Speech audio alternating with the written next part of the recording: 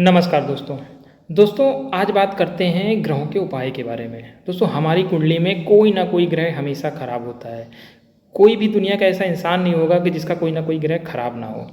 तो हम लोग क्या करते हैं, हम एस्ट्रोलॉजिस्ट के पास जाते हैं, पंडित जी के पास जाते हैं। वो कुछ ना कुछ हमें उपाय बताते हैं कि आप ये रत्न धारण कर लीजिए, ये वाली पूजा करवा लीजिए। तो उसमें कुछ ना कुछ तो पैसा खर्च होता ही है।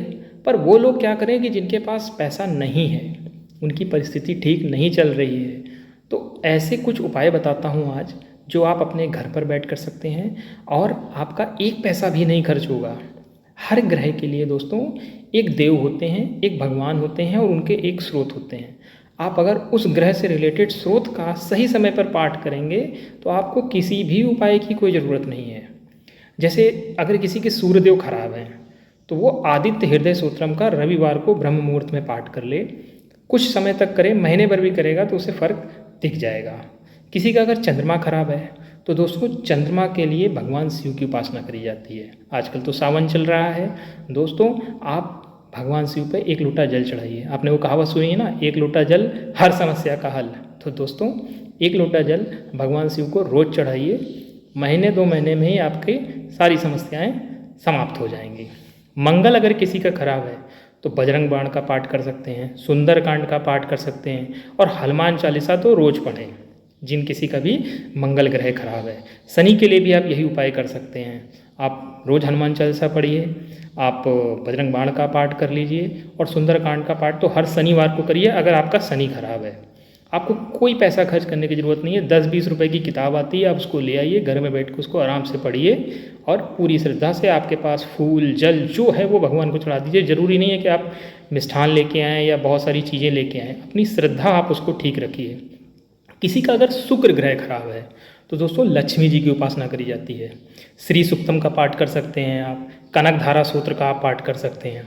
आपको मेरे चैनल पे भी ये सूत्र मिल जाएंगे। आप यूट्यूब में जाएंगे, प्लेलिस्ट में आपको श्री सूक्तम आपका पाठ मिल जाएगा, आपको कनक धारा सूत्र मिल जाएगा। आप अगर उन सूत्रों को पढ़ नहीं सकते हैं, सपोज़ करिए बहुत सारे लोग होते हैं उनको रोज़ जॉब पे जाना, उनके पास टाइम नहीं है, तो आप यूट्यूब में उसको खोल करके अपना हेडफोन लगा लीजिए और मेट्रो में बैठे हैं या गाड़ी चला रहे हैं, आप सुनते हुए चले जाइए। भाई आप गाड़ी चला रहे हैं, आप गाना सुनते हैं, आप उस स्रोत को सुनते हुए आप अपने गंतव्य तक जा सकते हैं।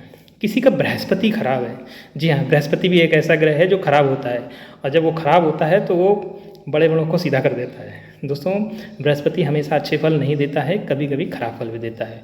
तो जिस किसी भी जातक का बृहस्पति खराब है उसको भगवान विष्णु की उपासना करनी चाहिए। विष्णु सहस्रनाम का पाठ करना चाहिए, सुनना तो उसे चाहिए, उसे राधे राधे और हरि नाम जपना चाहिए। और ख़ास तौर पे विष्णु सहस्रनाम का पाठ बृहस्पतिवार को कर सकते हैं तो करें, अदरवाइज़ रविवार को तो ज़रूर कर लें।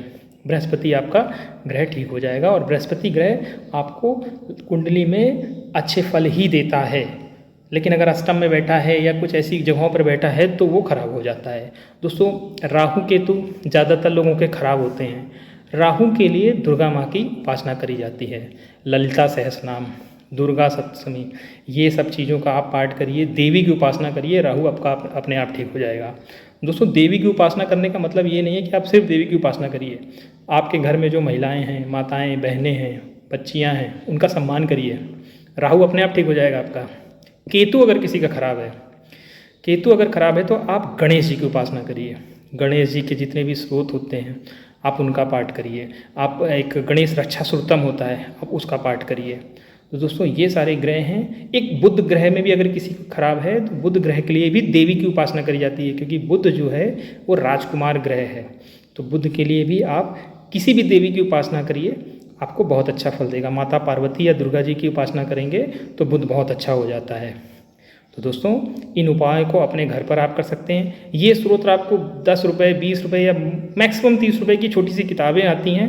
आप किसी भी पूजा भंडार पे आप चले जाइए, आप उसको बस नाम लीजिए कि भैया ये वाली किताब दीजिए, वो आपको दे देगा। आप उसका पाठ एक सही टाइम पे करते हैं तो आपको बहुत जल्दी फल देगा।